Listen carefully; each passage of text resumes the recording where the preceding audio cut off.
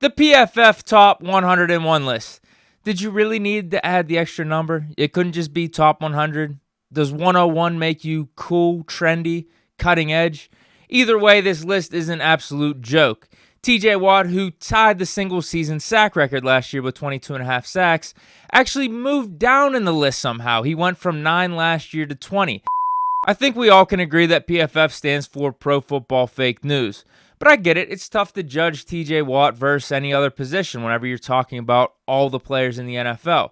Like, what is TJ Watt versus Cooper Kupp? TJ Watt versus a quarterback like Tom Brady, Aaron Rodgers? How do you gauge that?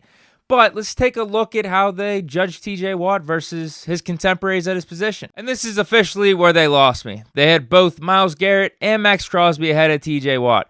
They also had Micah Parsons, a dude that TJ beat out for Defensive Player of the Year award, also ahead of him. I know it's not the same position exactly, but I think you get the point. TJ was robbed in this list. When will these idiots learn? We get that Myles Garrett was the former #1 overall pick, has all the physical traits, potential out the wazoo, and don't get me wrong, he's a damn good player, probably top 3 edge rusher in the NFL.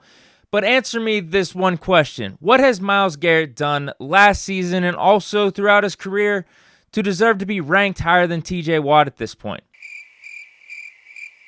I mean, they have Joe Burrow as the #1 quarterback from last season.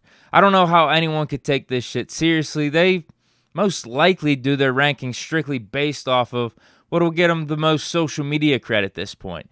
Hell, they were probably rocking those stupid-ass Burrow shades while making these grades. Enough of the Pro Football Fake News, on to some Steeler business. Recently hired offensive line coach, Pat Myers. First question, what's his connection to Matt Canada? None. Next question, what's his connection to Mike Tomlin? None, outside of him going to Memphis the year after Tomlin was there.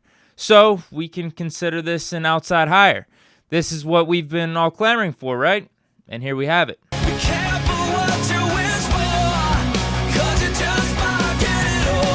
Right now, I'm thinking, let's give this dude a chance. I mean, a lot of the reaction is leaning a little bit more negative. But at the same time, do we really know what he did good, what he did bad with Carolina? So many of these good hires, when we're talking positional coaches, are really based on the talent that is under them and how they performed in that specific season.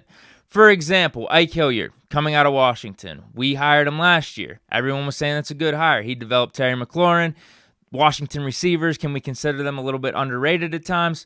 But then all of a sudden he spends one season with the Steelers, and if he gets hired somewhere else, is that considered a bad hire because the Steelers receivers really didn't live up to par? So I think how we judge positional coach hires can be volatile at times. But what we do know about this dude is he has a pretty decent resume, has a lot of experience, and has contributed to top 10 rushing offenses throughout his career. We ultimately wanted Munchak back, but didn't get him, so we're disappointed. But who was next up on your list that was so much better than this dude? I'm not thrilled about it. I'm not really that pissed off, though. I'm kind of neutral. Maybe we could have had Simo back, but then you kind of see tweets that pop up like this. Now, I'm not going to get into this or go through it, but it could be a reason why. We could be playing the gossip and rumors game ad nauseum, but I don't really think it matters. Who cares if not everyone gets along with a certain coach? Are they good? Todd Haley was an awesome offensive coordinator. Not everyone gets along with him. So Canada will get his time. Canada will get his chance. I just think this season will be a big indictment on coaching decisions and personnel decisions that have happened and will happen going forward, whether good or bad. But that is it for Big Deke News on a Wednesday. Hope you guys enjoyed. Stay chillin'. Peace.